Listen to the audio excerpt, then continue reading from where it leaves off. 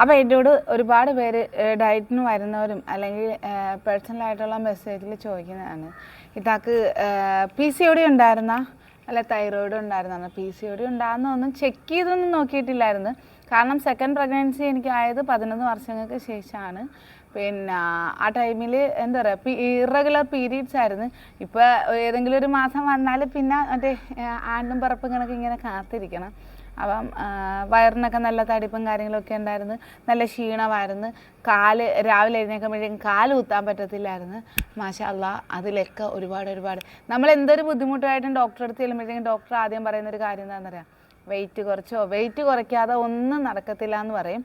അപ്പോൾ അങ്ങനായി ഇന്ന് ഈ ഇരിക്കുമ്പോഴത്തേക്കും 40 കിലോ കുറച്ച് കഴിഞ്ഞപ്പോഴത്തേക്കും ശരീരത്തിൽ ഏറ്റവും കൂടുതൽ കിട്ടിയ ഉഷാറുകൾ, അല്ലെങ്കിൽ ശരീരം ഒരുപാട് നമുക്ക് എന്ത് കാര്യം ചെയ്യാനായിട്ടുള്ള ഒരു ഇത് കിട്ടി.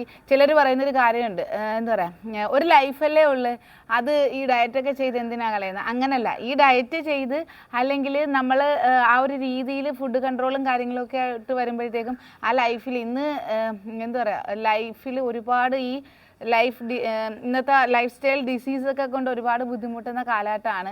അറ്റാക്ക് കാരണം വരാനുള്ളത് നമ്മളെ ആരെയും കൊണ്ട് തടഞ്ഞു വെക്കാൻ പറ്റത്തില്ല. എന്നിരുന്നാലും നമുക്ക് ചെയ്യാൻ പറ്റുന്ന കാര്യങ്ങൾ ചെയ്ത് നമ്മുടെ ലൈഫിനെ സംരക്ഷിക്കാൻ ശ്രമിക്കുക. കുഞ്ഞുമക്കൾ, അവർ കൊച്ചുമക്കളല്ലേ, ഇഷ്ടമുള്ള കഴിച്ചോട്ടെന്ന് ചിലർ പറയും. വെറുതെയാണ്.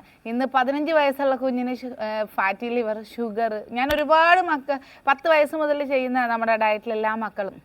അപ്പോൾ ഓരോ അമ്മമാർ വിളിച്ച് 130 കിലോ ഉണ്ട്, 88 കിലോ ഉണ്ട്.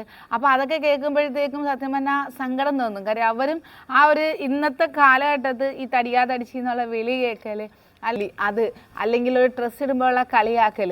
പിന്നെ നമ്മൾ വെയിറ്റ് കുറഞ്ഞാലും വെയിറ്റ് കുറഞ്ഞില്ലെങ്കിലും പ്രയോജനം നമുക്ക് മാത്രമേ ഉള്ളൂ. കാര്യം വെയിറ്റ് കുറഞ്ഞില്ലെങ്കിൽ പല അസുഖങ്ങൾ കൊണ്ട് ബുദ്ധിമുട്ടേണ്ടി വരും. വെയിറ്റ്